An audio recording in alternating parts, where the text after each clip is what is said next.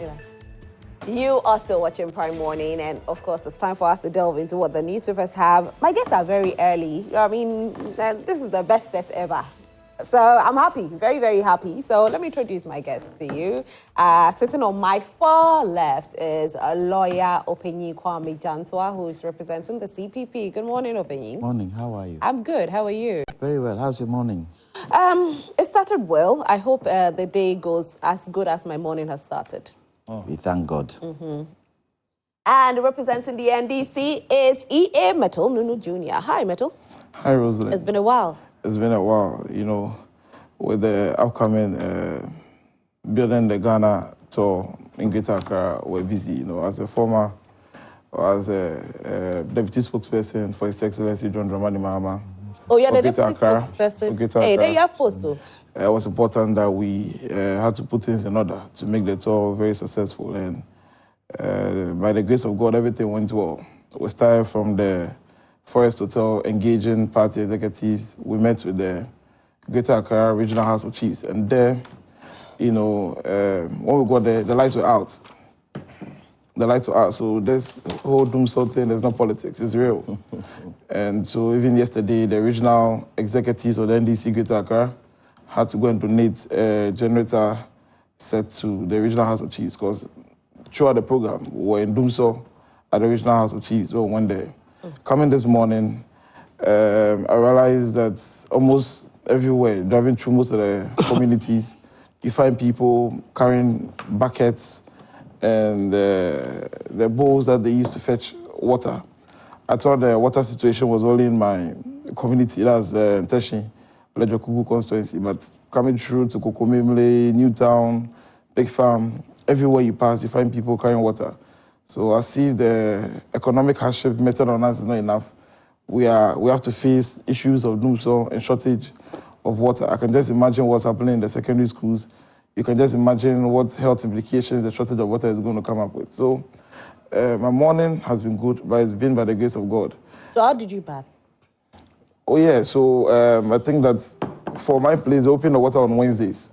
So I realized that for almost a month now hasn't come. My polytank, the water inside was get to fill. Yes, Monday, I had to buy water from these tankers. And I was asking them where their source of water was from. You know, and they were saying it was from a borehole. I had no option. I don't like it, but then they said they couldn't get normal Ghana water, so I had no option how to get it. So that's what we are using now. We are hoping that the situation will be solved and then Ghana Water open the taps. All right, thank you so much, Mettle Nunoo. And representing the NPP this morning, Stallone Nyarko. Hi, Stallone. Hi, Roselyn. How are you? I'm fine. And great. Let me say a good morning to your viewers. Mettle Jr. waded into very interesting thefts.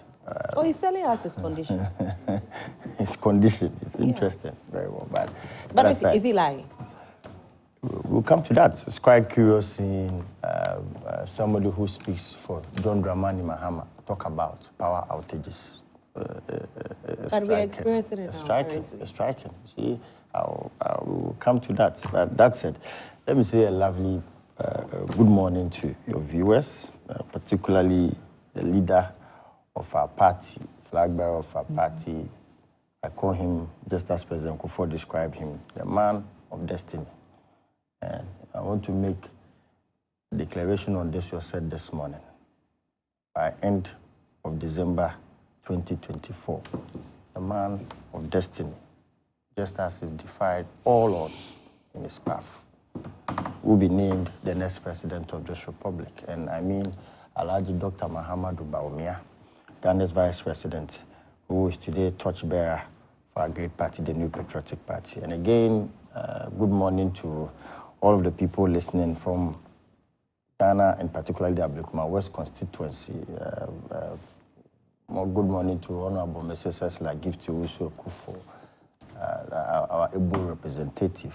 Okay. It's a good morning. All right. And maybe when we come to so you said your good mornings. That's so good. All right, Stallone. Today's topics happens to be two. We are picking two topics, and we are starting with the EC's declaration, which will happen within the 72 hours time frame. So it used to be 24 hours, but EC says they are not going to do the 24 hours because there's usually too much pressure when you say you declare within 24 hours. So they need enough time to do this declaration. So 72 hours, do you think is a good thing, or it will keep Ghanaians in suspense? Some people will say that it will allow certain parties to be able to, meddle with the affairs of the counting. Others also say, no, this is good enough for us to go with. And so let's stick with the 72 hours. That is our first topic. Then we delve into the conversation with regards to our health sector. Now, it's so appalling to hear that people who take very good care of us when we are ill or we are sick will have to be displaced due to infrastructure that will have to be built, okay? And we are talking about Kolebu Teaching Hospital, and Kolebu Teaching Hospital actually happens to have made some of their doctors relocate from where they are residing. These doctors are not happy, hence they are on a strike. And so some persons who visited the Komfo-Anokye Teaching Hospital, could not get to see their doctors. And imagine if you have an emergency and you don't get access to your doctor. Well, there's going to be a conversation later today between the doctors and, the administration of Komfo-Anokye Teaching Hospital. Hopefully, they'll come to a consensus and they'll resume work again. But then let's hear your voices this morning as well. Let me read what the newspapers have for us. But let's hear your voices on the two topics that we'll be discussing, all right? The first newspaper I'm going to read is the Ghanaian Times newspaper. The Ghanaian Times. At launch of Ghana Apprenticeship Program, government invests $500 million in TVET within 7 years. This is coming from the Vice President. Clamp down on relentless illegal mining in Asem Krom. Catholic priest appeals to music. Can they? This illegal mining fight, This one I will take God. I'll lie to you. Samia Uku elected Vice President of African Lotteries Association. Congratulations to him. Inflation declines marginally to 23.2%. And that will be all for the Ghanaian Times newspaper. I think they have some sports. Of course, since we are doing the All-African Games, I like to read that. Coaches hail black satellites after win over Gambia. And GPL, that is FC Samatex, stretch lead after Inswatrem win. All right. Let me do the New Finder newspaper. YEA equips 21,000 youth in brick production construction. Inflation rate falls slightly to 23.2% in February. $500 million invested in TVET as apprenticeship program to train 50,000 is launched. We are impressed. MPs praise Ghana Card Printing Factory. Ghana Card Printing Factory is good. So if you don't have your Ghana card yet, don't worry at all. The factory is out now, and so you'll be able to get your Ghana card. The Daily Graphic newspaper, Ghana Apprenticeship Program launched 50,000 to receive job skills. Special supplement on made in Ghana goods and services. Agric Ministry rolls out a Planting for Food and Jobs Phase 2 in SHS. And StanChat projects, is it 1 trillion? Okay, $1 trillion African export by 2035. Sports here. Okay, Ghana Cycling Federation clears air. Cyclists competed without essential equipment. Yesterday, I met some of the team members from Angola, the cycling team members from Angola. You should see their cycles. Hey, they came prepared though. Have you seen them opening? Have you seen any of the cyclists? In terms of? Like maybe as they are training. I met them on Legon campus here from Angola. I have the video. I actually took a video of them, And apparently they're using carbon fiber bicycles. Yeah. And we are using aluminium bicycles. Yes. Is it that we are not prepared? I saw the cycles and I was like, wow. Yeah.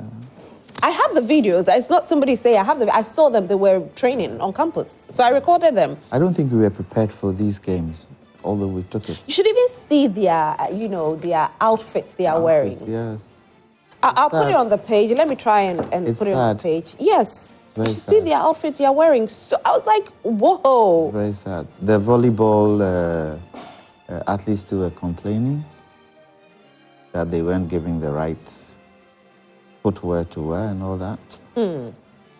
Anyway, I'll put it on the page so we let people see, ours, and then me. It's only Angola, so I didn't see any other. I saw only Angola, so I'll try and put it on the page. Satellites recover with the Gambia win about to down Benin 2. Okay, the Daily Guide newspaper is the final newspaper. Manager girlfriend plotted murdered Jurapa Dubai owner. What? Who? The Jurapa Dubai, you know the murder that happened? Yeah. So it's the manager and the girlfriend that plotted it. Wow. The heart of man. The heart of man is wicked. The heart of man is wicked. Wow. Anyway, government sponsors 50,000 in apprenticeship. John Kume's death autopsy report rules out foul play. Escapee Chinese bribe prison officers with KFC and 1,000 Ghana cedis. Shameful. Very shameful. Nigerian gets 10 years for human trafficking. Some entertainment stories here. Baumia visits Yolo actor. Police debunks prime boy re-arrest report. Grab opportunities, woman told. And sports. We told them about opportunities in African games. Booing players, not a good habit. This coming from Keto Kreku. Porto coach accuses Arteta of insult and Sarri quits Lazio.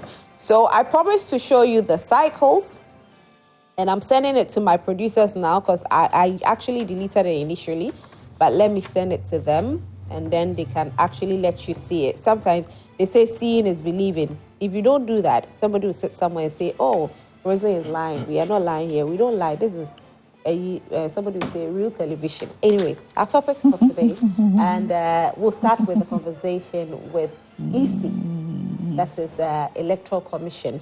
2024's election has been slated for the 7th of December. It's been so every time we have elections. This year, actually, we had the Seventh-day Adventists advocating or proposing that the date to be shifted, but EC still stands their grounds and says it's going to happen on the 7th. Now, yesterday, there was a conversation that happened between my colleague, Evans Mensah, and EC official, and this is what he said. And of course, I'll read a little bit of what he said so you understand.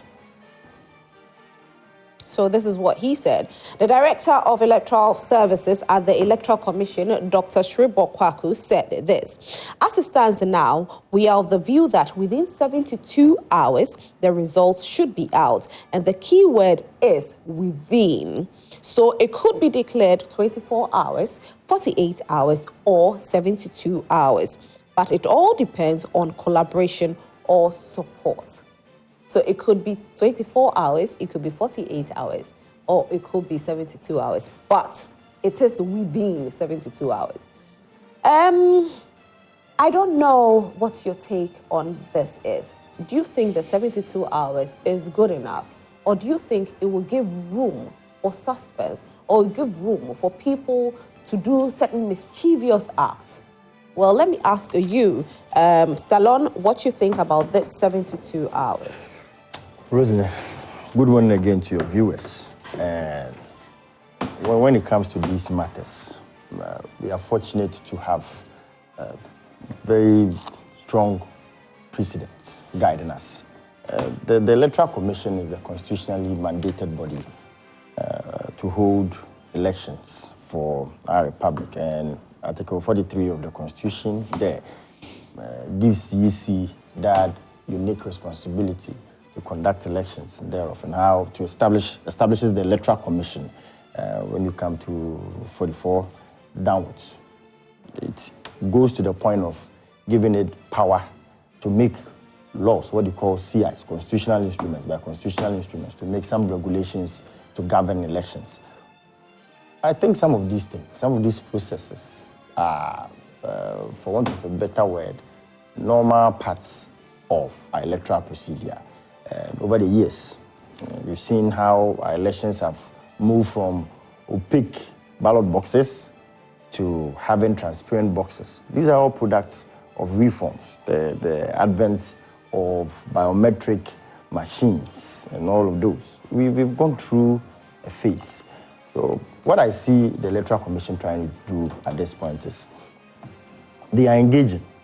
They are working for the people of Ghana. That's what I see. And often you see them tabling some of these suggestions to tease out reactions from the people they are working for. And this whole idea of 72 hours, the questions that come is, are they contrary to the constitutionally laid standards? Obviously not. The EC is an autonomous body that, by constitutional instrument, makes rules for themselves. So if they are able to convince Parliament, if they are able to introduce new instruments to give a basis for this period of declaring results, I don't see any hue and cry, or I don't see why it should generate any hue and cry. And what has been the trend? The last elections we've held, the usual 48-hour period of declaring elections. We often hold elections on the 7th, and results always come in on the 9th. That's been a trend. So for me, we will not sacrifice a quality for expedition. I always say that you cannot sacrifice quality. But why can't we stick to the 48 hours? For all of those elements. You see, practice has told you that the stakes rise in elections every period. So for me, it's not about 48, just as Dr. Srebo is saying, that we are looking at within. It can even be 24 hours. If all of the actors and collaborators are on the same page, it can even be 24 hours. Results come in, and we are maturing as a people. And trust me, but for the pushing of the perennial flag bearer of the NDC, but for his pushing, and I'm telling you, and I'm speaking. His pushing as in what? He seems to be creating the impression. Which impression has he created? If he loses this election, it will be another wonder of the world. That's what he seems to be creating. Already telling people, oh, when I become president, give me honeymoon. Saying that does not mean that he's creating an impression. He's preempting days to come. He said something, it doesn't mean that he created an impression. Preempting days to come. There's been times when... We've heard your political party, members of your political party say you will not hand over power. So both parties have said that they will, do whatever it takes to come to power. They said they'll do whatever it takes to come to power. It's both political parties. Preferred, agreed. But then I've told you I'm speaking in times to come. When the position, the pushing of you are a candidate seeking the mandate political to the people, parties. Well, but for him, he is the leader. And I'm not talking about, you are talking about officers of our party. I'm talking about both political You've parties. not heard our flag bearer make any such comment or position himself as though he's already president. I mean, Dr. Bawumia has nowhere presented himself as though he's members already... Members of your party represent your members, party. But then this is the leader himself. Time and again. And when it comes to even matters of the EC, he has a very interesting position. When he was president, he told us that the Electoral Commission, our electoral process, has inherent checks. That is John Dramani Mahama. It has inherent checks that guards, like the question you raised, the possibility of anybody meddling in the process of calling the results. He said that it's only curious when this stance changes. And there again, I agree with you that appears as a trend among major political parties. But what I find interesting is the leader himself. You can excuse us when you see assigns and highlands and maybe officers of the party going on that trend. But when the leader himself, who postulated... What has the leader said? What has the leader done? There are a lot of instances recently. You remember, even ahead of 2020, he told us the Electoral Commission's proposal of compiling a new register was a recipe for chaos, and he was going to blame any violence on the head of Mensa. But what's wrong with that? Very, very, very responsible commentary. How is that irresponsible? From somebody who has said in the past that the EC, the Electoral Commission by itself, has inherent checks. When he was president.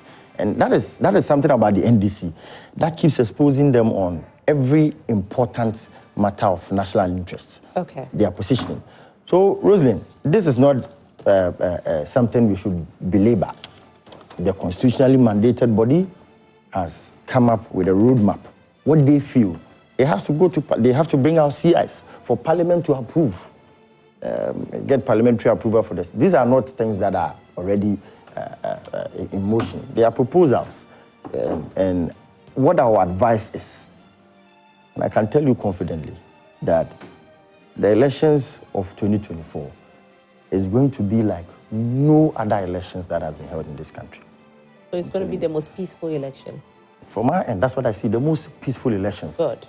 Let me have Mettle, your take on it, the 72 hours. Are you, as a political party, happy that the EC is saying that they are giving room for 72 hours? But it could be declared within, it could be declared within 24 hours, within 48 hours, within the 72 hours. So we will not take away the within from there. Roselyn, thank you very much. Once again, a very good morning to our cherished viewers. I read the statement on your news portal when Dr. Sirebo spoke about the fact that the Electoral Commission was going to declare the results within 72 hours. And I think that just like Stallone stated, the Constitution 1992, Article 43 establishes the Electoral Commission. Article 45 gives them their functions and the role they are supposed to play, compile voters, register, demarcate electoral boundaries, and then supervise elections and all that. So you see that the honors of conducting elections in this country falls on the Electoral Commission. And anything that would bring about chaos, anything that would bring about somebody feeling that they were not treated fairly during the electoral process is something that the Electoral Commission must take seriously and try to curb so that we have one country. If you look at the West African sub-region and the world at large, most of the chaos or conflicts that arise comes at the back of electoral issues.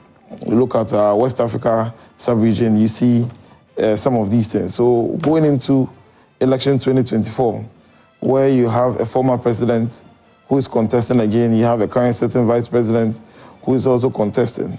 And not speaking from a political angle, you would realize that the stakes in the election, this particular election, are very high, unlike any other election, because all of them, anyone who wins this election is going to make history. If the NPP wins this election, they've gone beyond the 8-year period that we know has been happening since the Fourth Republic in 1992. If the NDC wins again, it's a comeback of a former president who has won again. So the stakes are high. If the CPP wins? If the CPP wins, then it's a miracle. Miracle. It's a miracle. When the CPP wins, it's going to be a miracle. But my roots, The CPP will win with us. my roots naturally, my real roots is from the CPP. Yeah, my real roots is from the CPP. So Nunoo Senior was a high-ranking member of Nkrumah's government. Oh, right. Yeah, so my real roots is from the CPP. But then, you see, we are socialists, and I think that the alternative from the CPP is the National Democratic Congress. We share the same ideas and the things we do. So talking about the electoral issues, I think that the Electoral Commission should be assuring Ghanaians that in the 7th December elections that are going to be conducted, and even events to the 7th December, they are going to ensure that fairness is going to be a hallmark of the game. They are going to ensure that issues raised by any of the stakeholders in the election, especially the major political parties, they are going to attend to them. And Dr. Sirebo made reference to 2020 elections. And then coming, what are some of the things that happened in the 2020 elections? Roselyn, in 2020 elections, the constitutionally mandated body, that's the Electoral Commission, that is supposed to supervise, conduct elections and any election-related matters in this country, declared election results more than 3 times. And for several times, they went on their website, pulled their website down, brought out new results. This does not give confidence in the results being declared by the Electoral Commission. But that's why they say that they have to do it within the 72 Yes, hours, so there's no pressure on them. So where I'm coming from is that the Electoral Commission, at this point when they have opportunity to talk to Ghanaians and the stakeholders, they should be assuring us that some of these things that happened in the 2020 elections. And listening to him, he was just speaking about positives or achievements that happened in the 2020 elections. But if you want to be fair to all stakeholders, you tell us that some of these... But he spoke about it. Yeah, he spoke about positives. But he spoke about the fact that... Reading from your website. He spoke about I watched the video. He spoke about the fact that, they don't want a repetition of what happened in the previous election, and that they had to keep changing the results because of the pressure. And that is why they are giving room for the 72 hours so they can be able to give out the right result. Yeah, so I didn't watch the video, but I read from Joy. Okay. I read from Joy News. Okay. So I'm speaking to what was reported on Joy News, and that wasn't captured. Okay. He spoke about the positives, and I'm saying that when they get an opportunity as an Electoral Commission, they should assure Ghanaians that some of these things that happen, like multiple declaration of results, it does not give confidence in the results, and stakeholders in the results will have issues with it. Looking at the consequences of when people don't have confidence in the election results declared. God willing, and by the grace of God, miraculously, we had somebody who believes in the rule of law leading the NDC at the time. So he believed that the best option for us to go to court.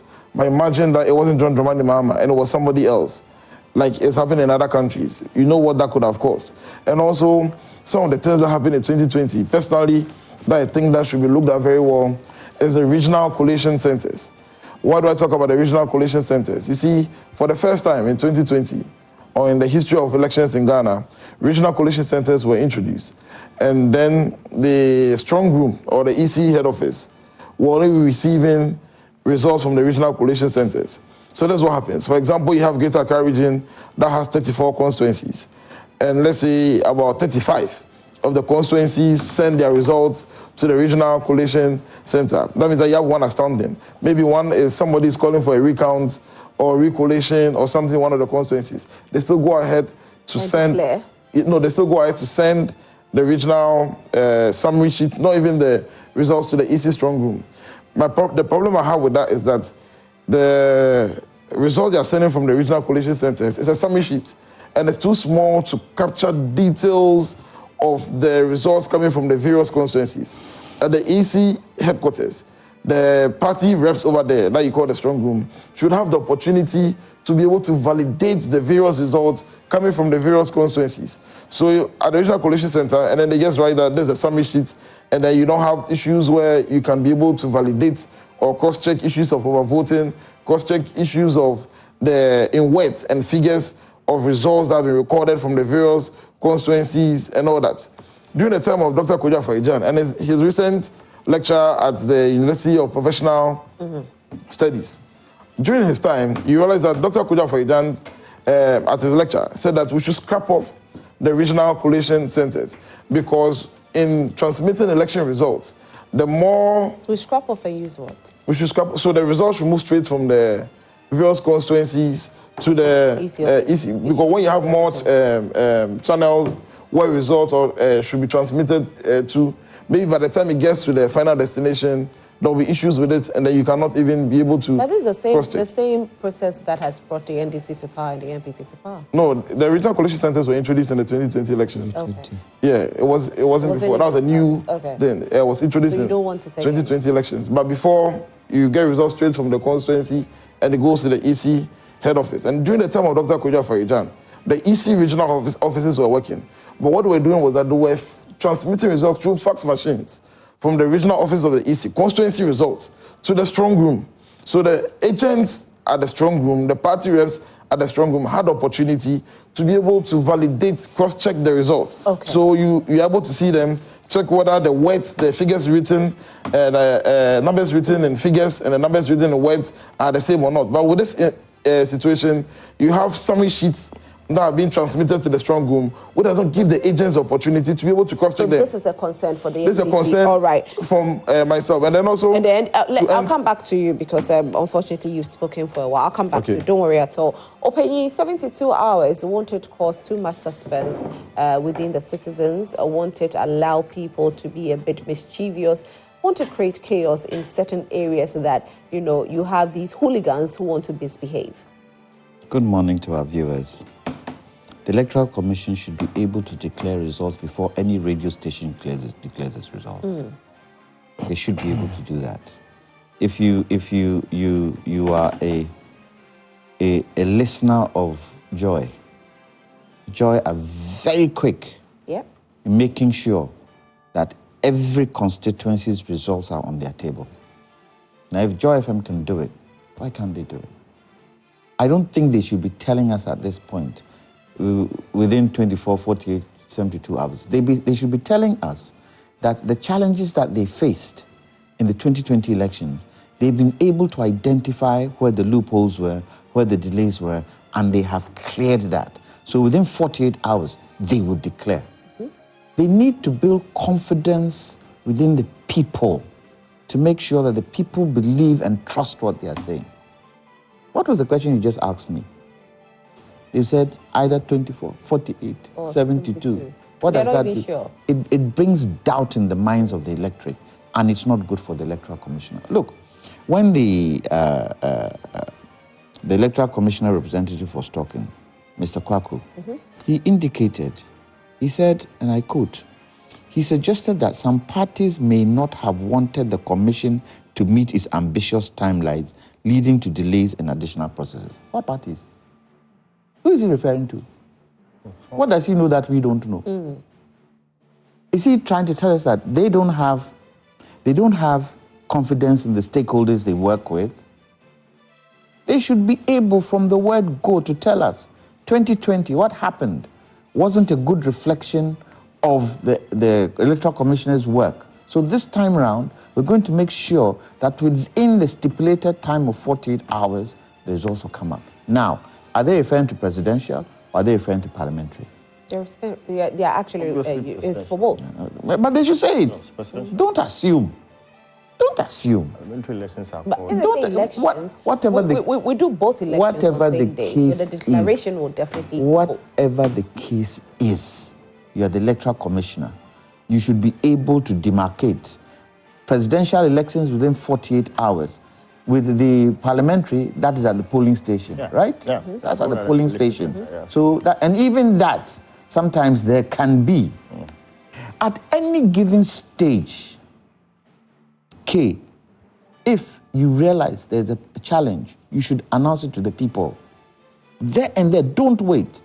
We need to build confidence. NPP is saying we are winning the election. NDC is saying they are winning the election. CPP is saying, okay, we will try as much as possible to be in there. We don't want any doubt with the Electoral Commission. We don't want any doubt. So if they say 24, 48, 72 hours, for me, it's not good enough. It should be specific. It should be specific. We need confidence in our Electoral Commissioner. Look, was it 2008? 2008? Yeah. We were on a knife's edge. It would have tilted this country into something that we wouldn't like. These elections is like the 2008 elections. Look, the NDC, the NPP are saying, for whatever the case is, we are breaking the 8. Yeah. Theirs is the breaking the 8. NDC is saying, oh, Bwada, we are going to come in and we will beat, what do you call it, the MPP. The tension is growing. They shouldn't add to the tension. I beg them, they shouldn't add to the tension. They should calm the waters and make sure that they stick to their mandate and do what they're supposed to do. I don't think the announcement of the, the Electoral Commissioner, I don't think that would help us. But if it so happens that they can do it within 24 hours, we'll clap for them. But can they? Well, for a country if they go beyond 72 hours and call, what happens? For a country that we tout ourselves with digitalization, you don't wish to hear that we are going back into time because, of course, if digitalization is here, and when we didn't have digitalization, we were declaring within 48 hours. Yes. How are we going to 72 hours? I wouldn't want them to use an excuse to say that, the Ghana card wasn't used as the card, so it caused delays.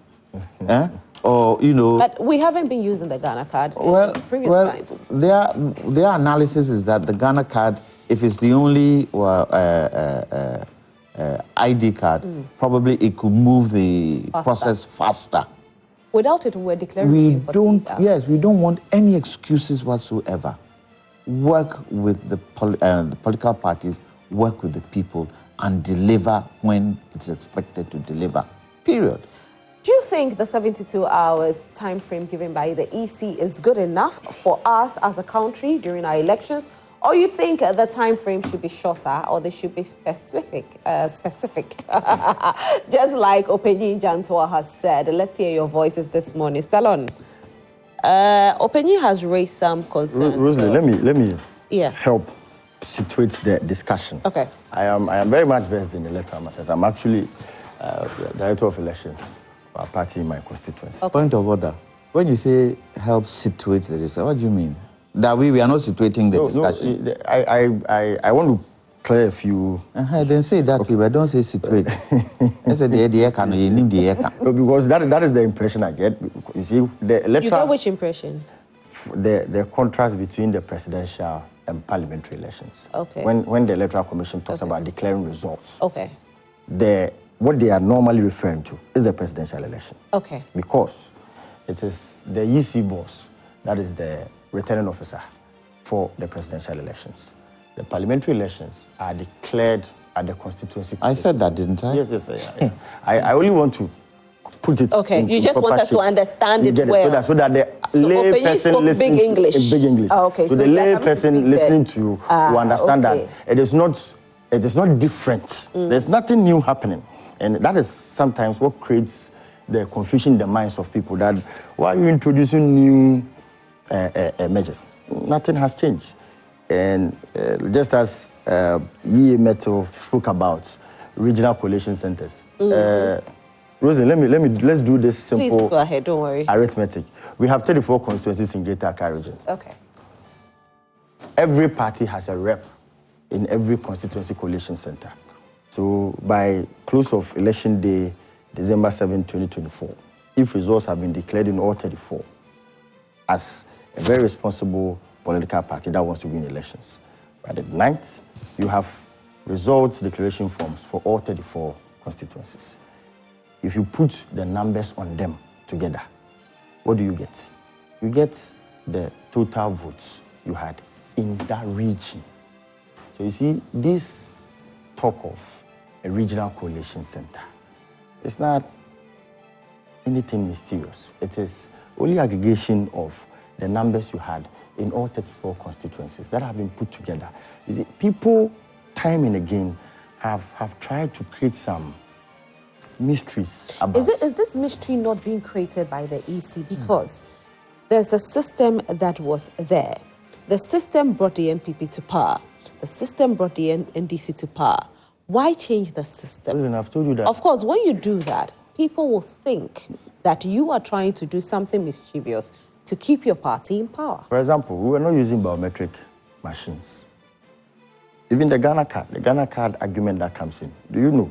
Current electoral rule, you don't even need an ID card to vote in our elections. I'm sure I don't know if you are privy to that.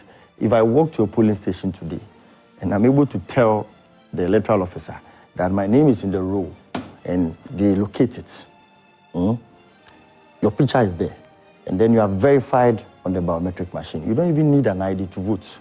You see, like I said, if there's a machine to verify. Very fantastic. So you see, if you are not, so the whole talk about even Ghana card, that there's this impression that Ghana card will be the only card to be used in elections. No, but EC has debunked it. No, but it's exaggerated. That's why I'm saying that the whole mystery about the electoral procedure is in that. What I have come to understand, that just as Azuma Nelson said, if you are going into that rank, go with your own referee. Which is your referee? Your referee is your knockout. Azuma Nelson said, you can never trust the referee because the referee is prone to human. They are humans, you understand. So that is why we have taken the pains to get a very strong parallel coalition system And over the last 2 elections, we've called our own numbers. We've been able to project what the numbers look like, no more than 24 hours after the call-off. So what I want to say is, nothing new. So that is good. Oh, that is good that you can call an Electoral Commission. No, we project. The only, and again, it's by law, the only body that is mandated to declare results officially, that's accepted. Anybody can talk. But you declare it. No, we project. That's what we do. You project. But how is it that your projection... How come your projection always tallies with what EC? Yes, because we take pains. If you've seen our system, it is very robust. You take pains. I'm telling you, me. They don't take pains. Let's read some comments coming in. Let's read some comments coming in this morning. And let me see. Okay, I have this one. Okay. This is still this morning, so I really want to start. Okay. Good morning, madam. Please tell the NPP man to tell us what killed John Kuma as a party. Are they interested of investigation into this matter? Ghanaians are watching them closely, so as far as this case is concerned. Luce Jacob, Afuega Catholic, Volta Region. My name is Memez, and greetings to Mr. Nunoo. Ghana needs a second independence from NPP. If not, Ghana is doomed forever because their fake lives never ceases. Good morning, Roselyn. Yesterday, I was enjoying your program around 7 a.m. Suddenly, the lights went off and came back at 6 p.m. But still, the government is saying there's no doom. So, Ghanaians will punish the NPP come December 7th from Solomon Katamanso. Did you experience, Stallone, did you experience like that? I did. And let me say, Roselyn, it's worrying. It's worrying. Not to hold brief for anything. I've told you that certain things are very national issues. They affect everybody. It doesn't rain on... So back. Only, it's not. The ECJ has explained. They've told you what is happening. That some of their transmitters or transformers are having issues. So it's not so. Just well. When light goes off, what do you call it? In our local palace. It's what? But Doom. What me the lay person, I call it doom so. Me, it's doom so. It's doom. But the technical people will tell you it is not. That they know what we and Roselyn, when I see NDC elements, I mean when it gets to this point, I want to tell them. I want to remind when I see them come and sit here and say somebody is writing that they will punish the NPP because of erratic power situation. Then John Dramani Mahama should not be on the ballot for the 2024 elections. Really? He should not even dream of running for the contest. If the premise of punishing people, parties and candidates is availability of power, then he shouldn't. He shouldn't? At all. 4 years. 4 good years. You know something? Yesterday... You want to react? I'll let you want to react. I'm coming. And on these matters, yesterday, I was at the forum. And in the days ahead, we will situate our economic trajectory clearly to prove to the average Ghanaian that from 1992 to date, if there is anything that compares favorably with COVID-19 and Russia-Ukraine in distorting our economic trends, it is John Dramani Mahama. Is John Dramani Mahama? Yes, I will come there. In the days ahead, we are going to establish it with a lot of figures. Let me ask you this. With a lot of instances. Let me ask you this. Okay. You really... I have messages to... Brenda says I should ask you a question. When NDC Highlands want to make a fuss, then he should not contest the election. Because for 4 years, what we are enduring, I've told you that I sympathize with the people. It is worrying. But then, do not try to make political capital of it. Please. Okay, people can make political out of it because the viewers out there know what they are feeling. You cannot decide on who goes on the ballot sheet or who doesn't go on the ballot. If that is the premise, then he shouldn't be on it. The premise. The premise is that we are going through an issue and we ought to solve the issue. Solve the issue and we go through it. Because you don't tell us that when we saw President Kufuor, under President Kufuor, we had low shedding, we had 4 gallons. We saw the yellow gallons. They happened. Probably you were 10 years like me because I was 10 years at that time. But you saw it happen. And so if it happened, why can't we criticize the NPP and criticize the NDC? Why are we saying that because under somebody, that person cannot be on the ballot sheet? I'm not saying anyway, we continue with what we have. Good morning, Madam Host. I really love to be listening to Joy Prime every morning. Hardship in Ghana is too much. Food commodities in the market are too expensive. 2 days ago, water is not flowing through our pipes. ECG is another huge problem for Ghanaians. We have been in darkness since yesterday. My question here is that what is happening in ECG? We are demanding a timetable from the management of ECG. I think ECG has put out a timetable. Please. Well, the document out there is not correct. It's not correct? Yeah, it's what they are banding. When you check on it, there's a date, 2023. People did not even look at it. The document that is in circulation. The date on it is 2023. Something that happened last year. Which document? The ECG document that is talking about load shedding, giving a timetable. I don't know if that's 7 to 11 p.m. Yes, I don't know if you are looking at it. But it's on ECG page. No, you should look at the documents they are spreading. You are talking about it. I went on ECG Facebook. I got it from ECG Facebook. Okay, Nobody sent it to me. There's a load shedding timetable in circulation. 7 p.m. to 11 p.m. is what is on there. It's on yesterday I told people, when you are typing, if you type ECG, it will take you to Electoral Commission Ghana. So type Electricity Company of Ghana. It will take you to their Facebook page. It is there, mine. No, but there's a load shedding. I am talking about it. Okay. Yes. Okay. Wow. But there's a load. That's what I want to clarify. There's a lot of misinformation in. I don't know what you're saying. Is it continuous? Well, they didn't give a time frame. No. This lights out. Is it a continuous thing, or is it very sporadic? I think it depends on your area. But does it affect the entire country? Almost. So you can't tell me that because President Mahama's lights out went on for a long time, that is doomsday. The lights are going out. Look, at the Kumasi airport, the lights went off 3 times. 3 times. Kumasi airport. I went to Tamale last weekend. Areas of Tamale, huge areas of Tamale, the lights were off. So what are they telling us? Look, if you say it is ECG equipment, then it means ECG don't have the money to maintain the equipment. How are ECG supposed to get the money?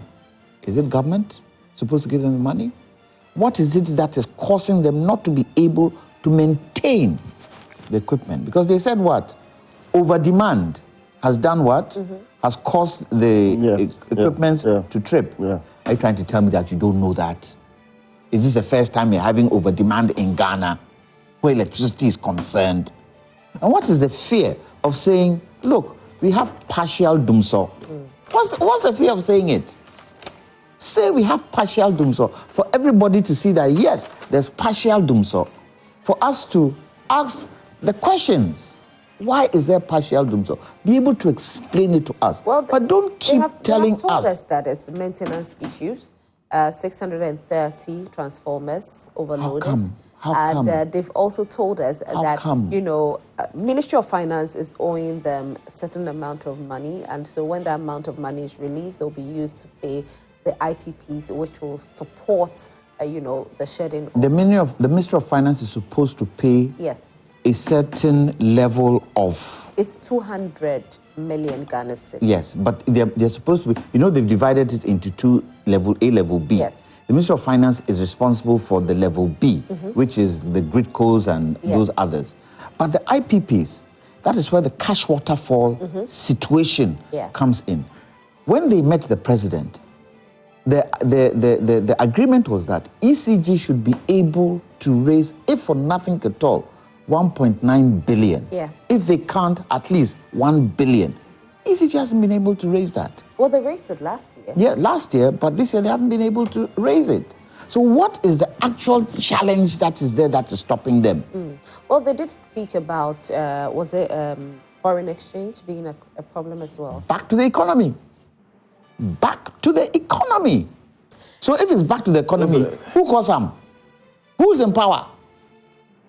They shouldn't talk on both sides of their teeth. Well, you want to say something little about it, so I can go ahead and read my comments? Okay, you read it. As you read it, I come to you. Okay, good. My question, I've already read this one. Can we please discuss the 7 reasons for Ramadan on your platform? Okay, that will be a decision that will be made by my producer. So thank you for sending your message. Extension of electricity to communities outside the district capital started after 1992 elections by President Rawlings. It continued when President Kufuor was assumed power. Around 2005 marked the beginning of doomsday in Ghana when, apart from the increase in demand for electricity, the water level of Akosombo Dam also went down drastically. What Kufuor could do was to send pastors to Akosombo to pray for rains. It was unfortunate that the problem masked and caught up with President Mahama. It was no fault of his government. The NPP communicators are making it look like Mahama importing doomsday from somewhere. He rather solved the problem holistically by providing more generation sources, which unfortunately Akufo-Addo is unable to manage. Nana Kakari Techiman. Good morning to you, Madam, and your panelists, more especially to the great Lawyer Jantuah. He's too much. Please, lawyer, join NDC. NDC is not going to take this year's election for granted. So Madam Mensah and her staff should make sure that they put things right. This time, we do not need their barrage, not to talk of tea. My greetings or my regards to incoming MP for Mio, Alhaji Misbah. You people have been bribing them. Ahasa Sise from Zenu Central says, good morning to you all. The NPP can do all the gymnastics they want. The good people of Ghana life will expose them. There is no any other name given to switching off lights off and on beyond doom. So my warm regards goes to Honorable Ashimore, the regional chairman of NDC. We thank him so much. This one says he's watching us from Nigeria. Okay.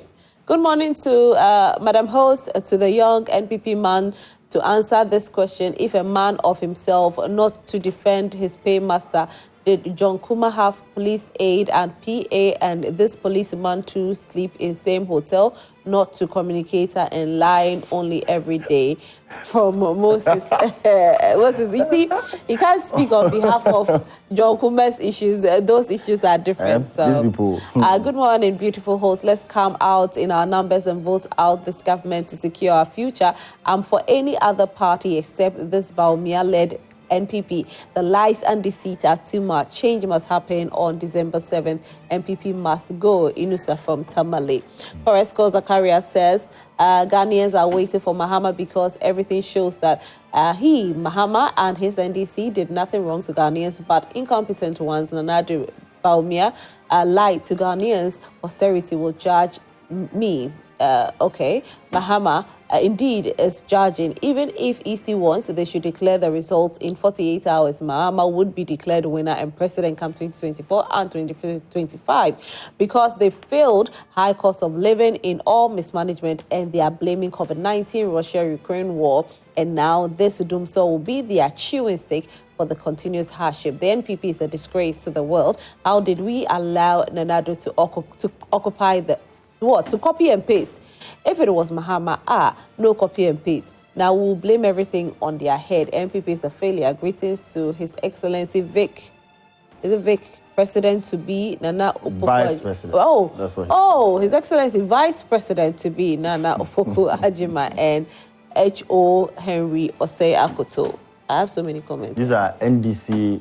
But your people, I don't know the. But look at people. Always sending, always flooding your platforms. But what you don't have people. You have people. How can you call women my viewers are watching. And how can you call women if even it is so, you have people message them. Good morning. It would be better for the EC to take its time to declare efficient results. I'm surprised we still blame the EC when all problems created in elections are caused by the major political parties. It is the party that wants to steal and cheat. Okay, madam, thank you so much. All right, so I have this one. Good morning to you, Roselyn, the beauty queen. Thank you so much, Honorable Akisme. Within the 72 hours from the statement of EC before announcing the result, then it means that President Nanado is not the winner, as you are saying, and it is not because of forcing from the NPP, then it becomes them the winner. We need a real fact of declaration of the winner of all the constituency results from you and the EC boss, as well as the 72 hours saying of you. God bless you and Omangana. Thank you so much. Good morning, Rose. This is Robert. Let my good friend Nyarko to stop being arrogant in his communication. This is not from you. They're your good friend. Good morning, Roselyn, and good morning to your panelists. My heart bleeds when I see young and vibrant guys like Stallone lie through their teeth.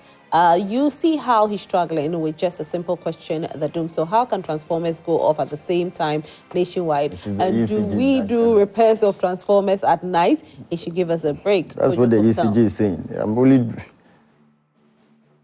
Okay, good morning. EC doesn't need to state any time to put them under pressure. Their concern must be to get their results accurate and the election free and fair. Regional collation centers only introduces delays that enables ruling government to pad up the results. We will not accept any pre-recorded result declaration as happened in 2020. It was 2020 pre-recorded.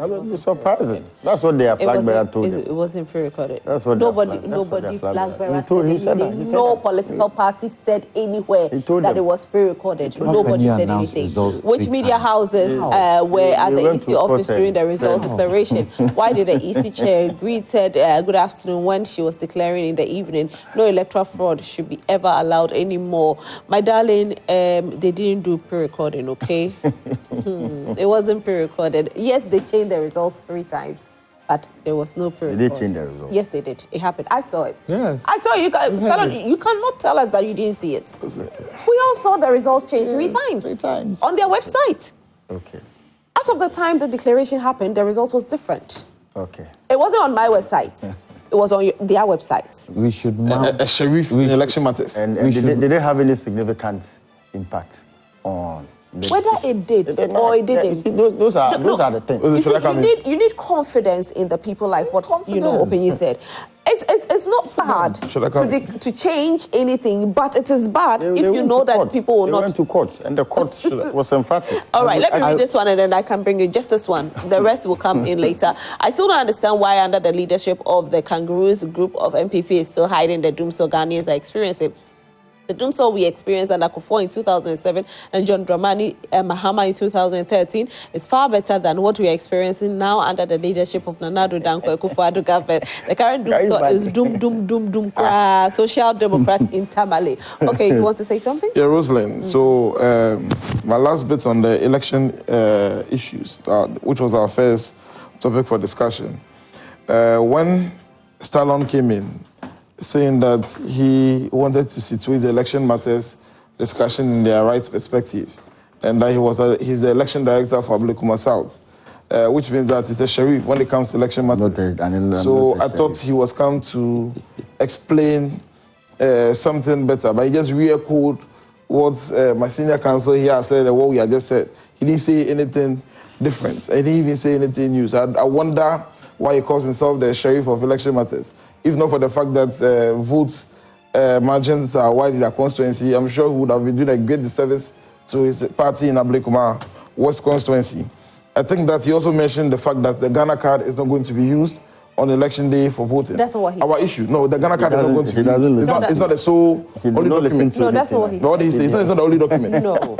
He said that people don't know that the even Ghana without... card. No. He said that people don't know that even without your Ghana card, you can still vote. Because if you go and you prove that your name is there, they'll do the biometric. That is what I'm saying. So he's saying that people are saying that the Ghana card is not going to be used. It's not going to be the only one, but you can even go to your polling centers and even mention your name, and then you'll be able to vote. If it's there. Our point is not in the usage of the Ghana card on the election day to go and vote. Our concern was the fact that the Ghana card be used as a sole source document to get your name on the register. That was the issue we had with the Ghana card, to put it in the right perspective. And also, we still maintain that the regional collation centers should be scrapped because it does not give the agents in the strong room or the EC head office the ability and the opportunity to validate the results coming from the various constituencies by checking the figures, checking words and the voting and all that. And even whether the agents at the constituency collation centers, whether they signed onto the pink sheets and whether they gave reasons why they didn't sign all of that. But if you present or transmit it through the summary sheets from the regional centers, it doesn't give them the opportunity to be able to verify all those things. What will it take from us? if we scrap the regional coalition centers and transmit results straight from the constituencies to the strong room. And also, I'm saying that he says it's his own view. I'm saying that, and again, but he can still write a petition if it. And I'm saying that when it comes to elections, okay, like just like women, when you are in the kitchen and you're cooking, and a woman tells you that my jollof is nice, I'll prepare jollof in 2 minutes. Now the men cook better. Yeah, no, I'm just using an example. I'll prepare jollof in 2 minutes. Okay, it's not about the duration that you spend in preparing the jollof. It's about the time you take putting in the right ingredients and then the processes in the preparation of the jollof. When you put in the right processes in the preparation of the jollof, nobody will tell you whether you spent 1 hour to prepare the jollof or 30 minutes to prepare the jollof. The jollof is going to be tasty. If you rush and prepare the jollof in 2 minutes or in 30 minutes and you don't put in the right ingredients. 72 hours. So I'm saying that the processes leading to the election or the declaration of the results on the 7th of December is a major concern. First of all, just like Senior Counsel said, EC must be able to boost the confidence of all stakeholders in this election so that we have confidence that the election is going to be fair and fair.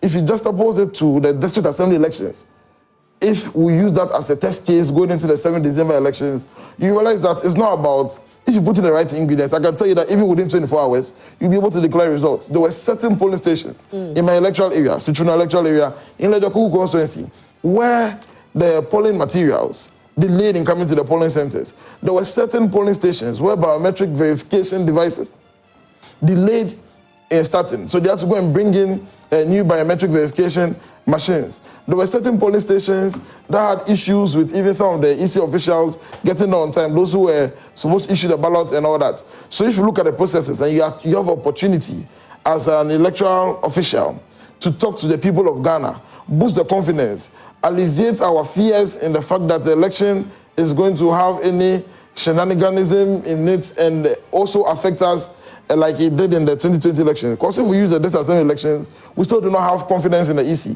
But if you do all these things right, I can tell you that you don't need to tell Ghanaians that you declare results in 24 hours or 48 hours or 72 hours. Once you get all the processes leading to the election rights and the declaration rights, the results will be declared well. Now this whole issue and misconception my brother wanted to say about Dumso, Roselyn, in 1987, there was Dumso. In 1997, there was Dumso. In 2007, under His Excellency John Ejikun Kufuor, there was Dumso in this country. Under President John Dramani Mahama, in 2013, there was Dumso in this country. Clearly, you see that President John Dramani Mahama did not bring in Dumso. It was something that he inherited. Now, when it happened under President John Ejikun Kufuor, what solutions did they bring on board? Yes, President John Ejikun Kufuor also continued the building of the Bui Dam. He took past steps to Akusumo to go and pray so that we get water coming in. These were some of the solutions that President John Ejikun Kufuor tried to solve himself with. Even the Bui Dam was completed under the God is a prayer answering God. Yes, okay, God is a prayer answering God.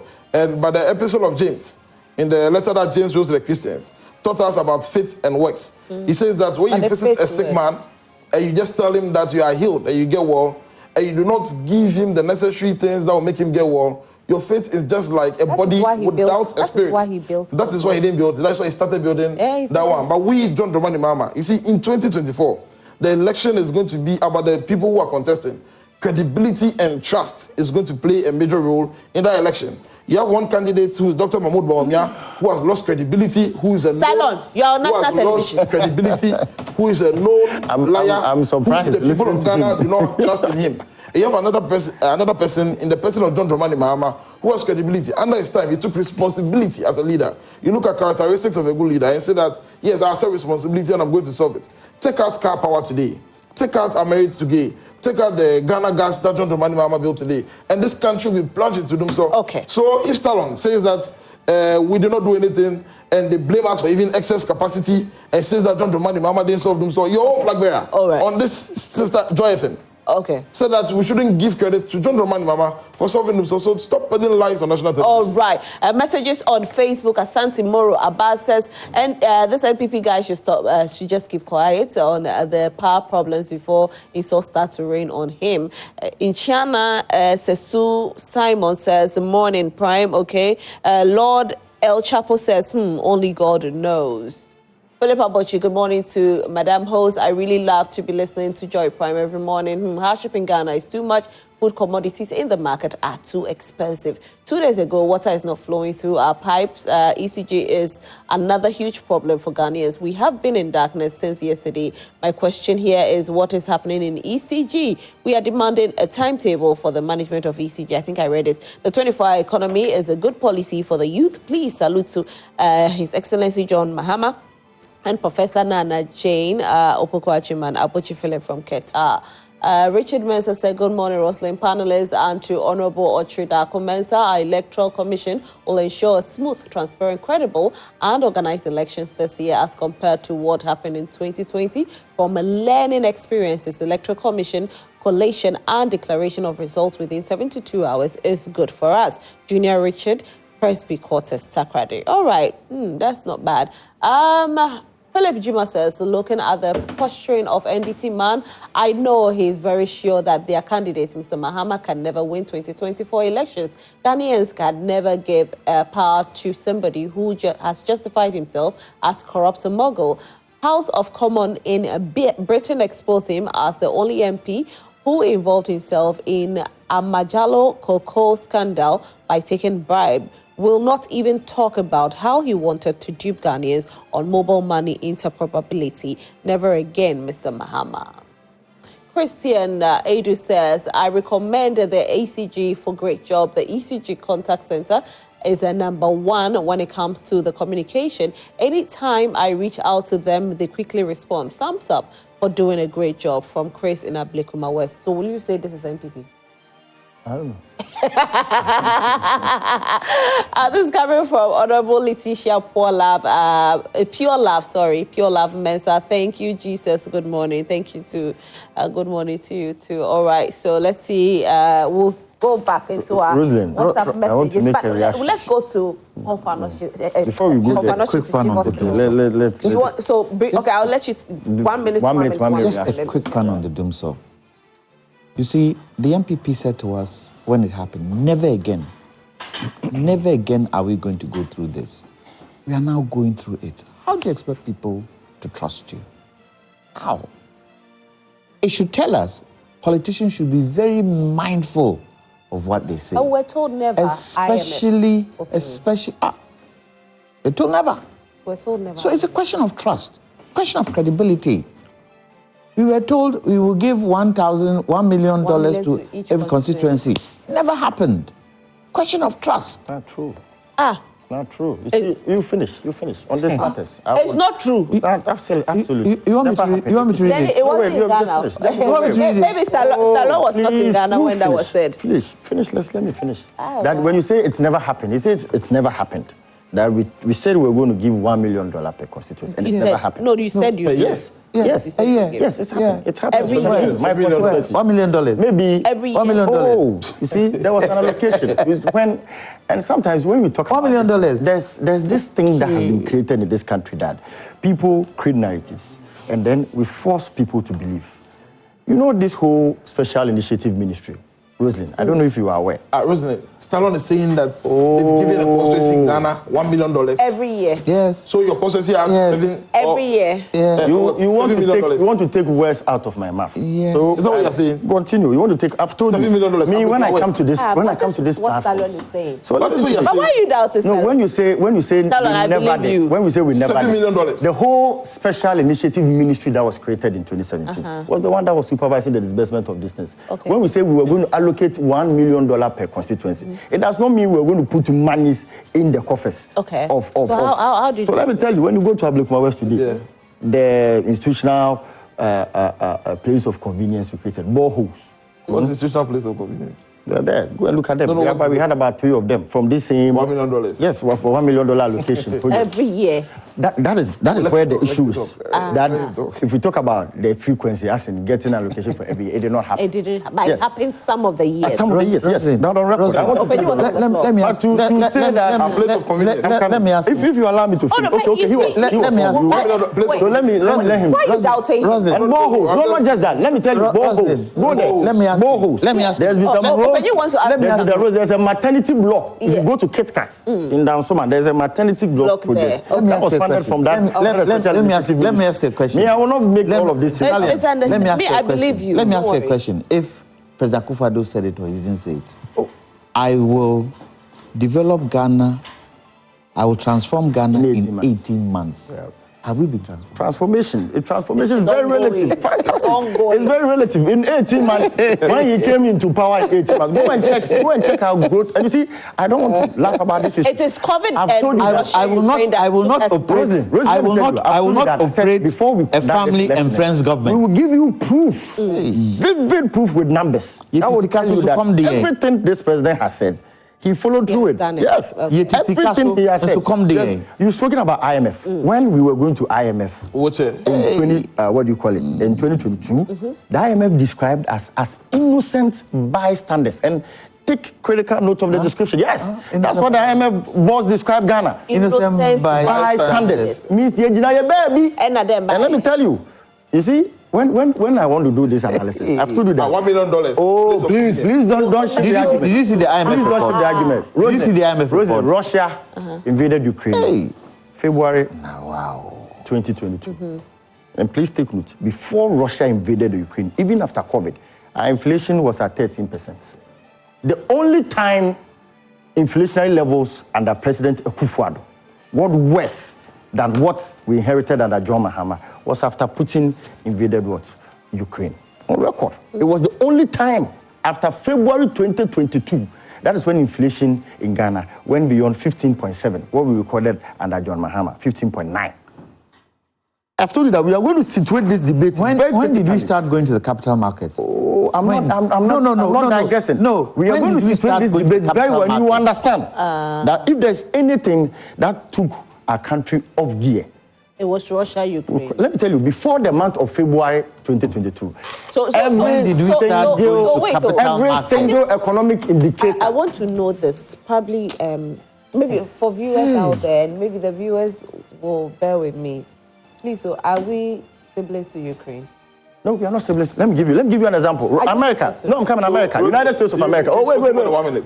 United States of America. Before the February 2022 date, America had never seen inflation hit 9%. The only time inflation hit 9% in the United States of America was in 2022 after the Russia-Ukraine invasion. We have tried to water down 40-year high. In 40 years, United States of America had never seen inflation to that magnitude. You can try to play all. Can you compare yourself to America? I'm not. I'm only trying to. These are economic indicators. To an African country, not America. Cote d'Ivoire. Let me move on to the next one. Cote d'Ivoire, Abidjan. Cote d'Ivoire going through what you're going through. Stallone. Are they going to what you are going through? Come on. With regards to our next topic, there's a video that I want to show. I will make Accra the cleanest city in the whole of Africa. Konfanochi Teaching Hospital has some doctors that have been asked to evacuate where they reside, and this is because they want to have a new development in these areas. The doctors are not happy about it, hence they are on strike. And yesterday, some patients who visited the hospital, unfortunately, could not be attended to because the doctors are on strike. Take a look at this. Medical doctors at the Konfanochi Teaching Hospital say they are embarking on an indefinite strike over what leadership describe as harassment and persistent orders to move out of their Denyame residence in Kumasi. The doctors on Tuesday concluded on the industrial action to demand the installation of their bungalows despite claims that it has been sold out. Dr. Michael Leet is the president of the KATH Doctors Association. He explains the frustration of the affected doctors. Some doctors in the Denyame residence are supposed to be evicted. I mean, this has been ongoing for about a year now. And as an association, we suggested some measures to management, but we see this to be beyond our hospital management in that, I mean, they are not the owners of the land per se. So some of our doctors have been given an eviction, they've been given notices to evict their accommodation units within a week. Some have had their water supply cut off. Some have been walled in. According to him, the doctors at the hospital will lay down their tools to seek access to their accommodation. We have close to about 20-something doctors plus other staff of the Confanoch and other doctors from other hospitals. So we thought it wise that if you are being evicted, then we meet and decide as a group what is the next step. And what came out, the unanimous decision was to lay down our tools tomorrow by 6 a.m. and then go and look for accommodation. Meanwhile, the Ashanti Regional Minister Simon Osei Mensah says the allegation of ejection are untrue. He wants the affected doctors to provide evidence to support their claims. If I hear somebody saying that we've given him 1 week to vacate his bungalow or something, they should produce the letter so that we know the author of that letter, whoever wrote that letter to them. We want to know. And also, we've had agreement with the contractors that before they move anybody, they have to rent a place for the person for a period of 2 years, by which time we will be sure we will be done with all the structures we are putting up. And they should produce a letter that is giving them an ultimatum of 1 week. They should provide that letter to you. And we've said that no developer should move anybody without a rented alternative accommodation. The minister indicated that the government is constructing bungalows to accommodate several doctors within the region. Originally, we decided to build 200. Now we've reduced it to 180 because we are sure that the 180 will be enough for all those that we are going to relocate. And this location is one site, that is one contractor's site. And here we have more than 30 structures. As you can see, most of them are above 80%. This is what is happening in Confanoche. My guests are very, into this conversation because it's quite surprising that medical doctors who are supposed to save lives, who have been given accommodation because of their sacrifice to make sure we are alive, will have to be asked to move out of where they reside. Some say, they got a notice 2 years, 1 week. And the question is, where do we go? Looking at the kind of salaries that we receive, how are we supposed to use these monies to go rent? And why will you just tell us to evacuate the place without even giving us another place? I mean, they're on strike. Stallone is saying strike is not the best solution. So what's the solutions? That's what I said. See, when it comes to not to dismiss their issues, I'm very careful on issues related to health professionals. Anybody knows how important they are in the scheme of affairs. These are people who endure a lot of uncomfortable situations in trying to keep people alive. So when you are talking about issues relating to them, you do it with all of the tact you can bring up. That said, in the same two sides of the same coin, while your services are very essential, any action you take, especially this route of strikes, you're not coming to work. It's human lives that we are talking about here. But you moving them out of their house is not human life. That's why I said I'm not being dismissive of their concerns. I wouldn't even try going into settling what the issues are as to who is right, who is wrong. But then again, we should not leave the forum of dialogue in trying to find the way forward for this matter. Because I'm not sure the import is anything problematic or anything mischievous. Because you can see from the videos you've shown that properties are being redeveloped. Maybe the approach and how they are going about it is a problem. But the two sides can equally meet and deliberate, especially when human lives are involved. That's my take. The properties have not yet been completed. No. Why don't we wait to complete it and just transfer them in there? What's the hurry to move the doctors out of the accommodation they're in? At the present moment, we are bereft of doctors in this country. And the little that we have, they are all leaving, going out. Other countries are giving them offers. Look, Unyareda Unyareda, going to a hospital, and at the present moment, I'm sure you heard yesterday, Confanoche itself is going through problems, operational problems. The fact that the equipment even there is not up to standard to look after patients. The electricity challenges that they have, ECG say they owe them. They say they don't owe ECG. All these challenges. Do we need this one too? We don't. You did say that they are still talking, right? And they're going to talk to them. Please, we beg. We should prioritize doctors. If for nothing at all, it is the taxpayers' money that we use to train our doctors. Yeah. And doctors are an essential part and fabric of society because of anybody can get sick at any time. When you run into a problem, a legal problem, you can choose to take a lawyer or choose not to take a lawyer. Not so. You can choose to solve the matter outside court. When you are sick, can you do that? No, you can't. That tells you doctors, nurses, and healthcare workers should be prioritized. They should be the first people we find accommodation for all around the country, not only at KATH, not only at Kolebu, not only at the big hospitals, all around the country. Because look at our MP. What happened? He was being transported to Accra. When he got to Suhum, apparently his condition got worse, so they took him to Suhum Hospital. Is Suhum Hospital the kind of hospital who could have taken care of the challenges he was going through? So for me, health is key. Hospitals should be top-notch. The staff should be looked after. They have to be pampered, if for nothing at all. So I beg, don't let us play politics with this thing. Let them find an amicable solution. And the Minister of Health should step in quickly. The President, if he can, should step in quickly. Nowadays, I see that Vice President Bawumia seems to be taking most of the jobs that the President is supposed to do. He's Vice President. Step in and sort this thing out once and for all.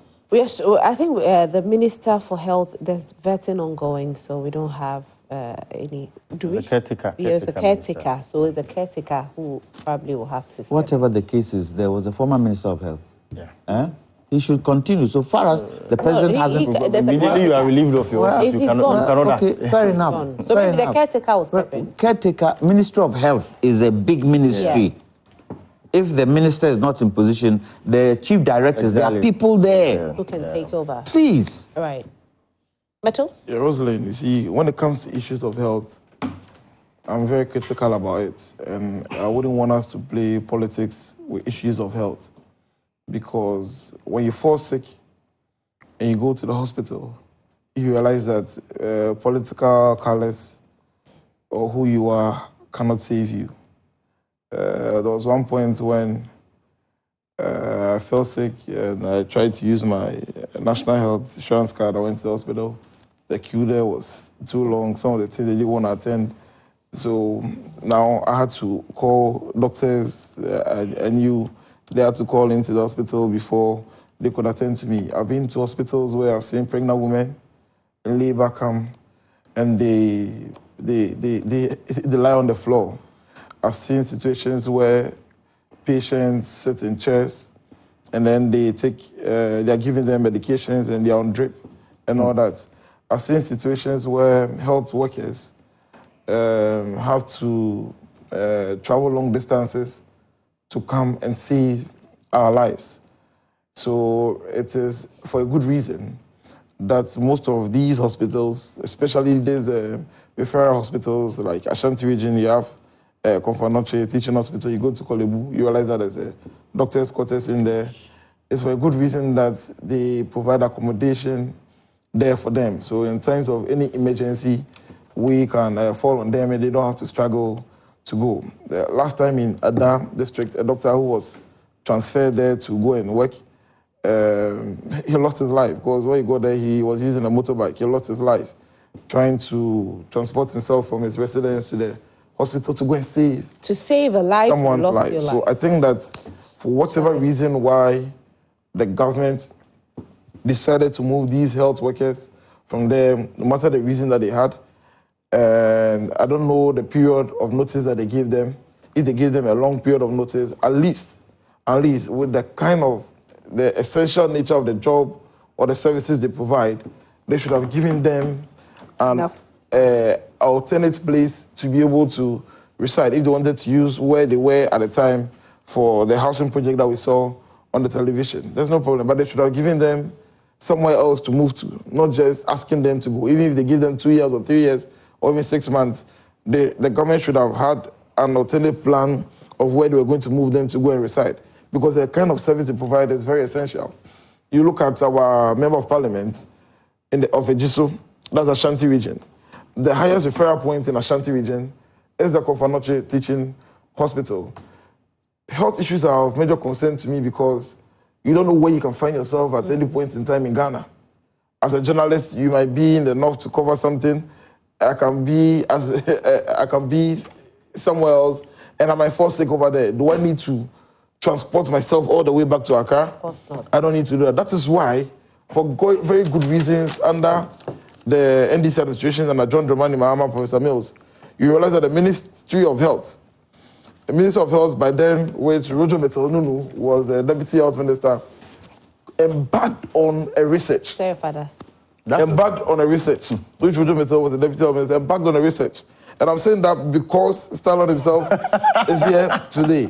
Embarked on a research. And the research was to find out the disease pattern of certain communities, to know what kind of hospitals to build over there, why you should build hospital somewhere, for example, in Garu and not Bogatanga, why you should build Lekma Hospital, you should situate it there and not somewhere else, why you should build Dodowa Hospital and give it the kind of facilities that it had. Now, if you check, for example, for the Dodowa Hospital, you will realize that before the building of the hospital, there were a lot of maternity deaths over there. But after the hospital came into being, you realize that the issues of maternity deaths have reduced drastically. It's because of the research that was conducted. What research have you conducted as a party into Agenda 111? All right. Let me read some comments. Good morning, Roselyn. Listening to Mettle, Nunoo gives me confidence in the NDC. I'm voting JM 2024. Kwame from Adenta. The Electoral Commission director have not come out to respond to the NDC that they won't accept the use of drones by the NDC to supervise the 7th January 2024 elections. Actually, 7th December, honey. And so be it. I will only urge the NDC to furnish and digitize their collation centers from national, regional, and district to enable them collate the 7th December 2024 general elections result in order not to waste the EC's precious time in court for wrongful accusations when Dr. Mahmoud Bawumia is being declared winner of 2024 election as the next president of the Republic of Ghana. Abdul Aziz Jibani, Joy TV neighbor, Kokumlimne, neighbor. Hey, we have a lot of messages. Eesh. All right, let me try and do this. Let me see. Okay, Alaji Hamza Pig Farm. Good morning, Roselyn. Roselyn, I'm currently reaching out to you from Tamale, and in fact, the good people of Tamale are going through a lot of pains. Roselyn, we have no water about a month now. Doomsday is everywhere in Tamale, and above all, the heat is killing us during the Ramadan period. The good people of Tamale deserve better. Communicators and functionaries of NPP should stop insulting our intelligence and credit us with the little respect we deserve in this country. Was Zoom so created by President Mahama? Under President Kufuor, pastors were sent to Akosombo Dam to pray for rains to come. President Mahama came to meet the problem, and he took responsibility as a leader to solve the problems. Unlike leaders and now who don't want to take responsibility of their failures, future of the country under this wicked, super incompetent government is pregnant and hopeless. God have mercy. All right, so I'll have to leave these comments and it will be read. The heat is crazy. It's crazy. Oh, wow. It's wow. crazy. Even in Accra, it's crazy. How much was Tamale? Accra is nothing. Wow. Anyway, I'll say a very big thank you to all of you who sent in your messages. We'll read them during the show. So Isaiah will come and take over and read them during what's trending. We have more than 20 messages. Don't worry at all. We'll read all of them. Big thank you to my guest, Lawyer Kwame Jantuah. Thank you so much for making it here. Mettle, Nunoo, thank you. You want to wish a happy birthday? No, my MP. My Member of Parliament, Lejokuku constituency, Benjamin Aikunate. You know, he's competing against the darling boy of the NPP, Dr. Bernard Okuboy. But we are sure Bernard Aiku is still going to sail through. This morning, he will be donating dual decks to some schools in Lejokuku and at the southern cluster of schools. So I'm encouraging all well-meaning people in Lejokuku to be there. Make sure that Bernard Aiku breaks the fall. You should give my colleague Muftal Nabila some money to, in the north where he came from. Is it Do? they need some dual desk. So if you can give us about 10,000, we'll like it.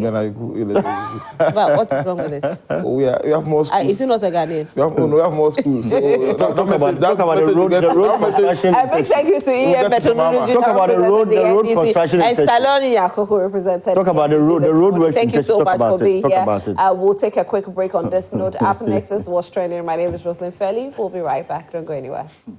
Okay, Roselyn.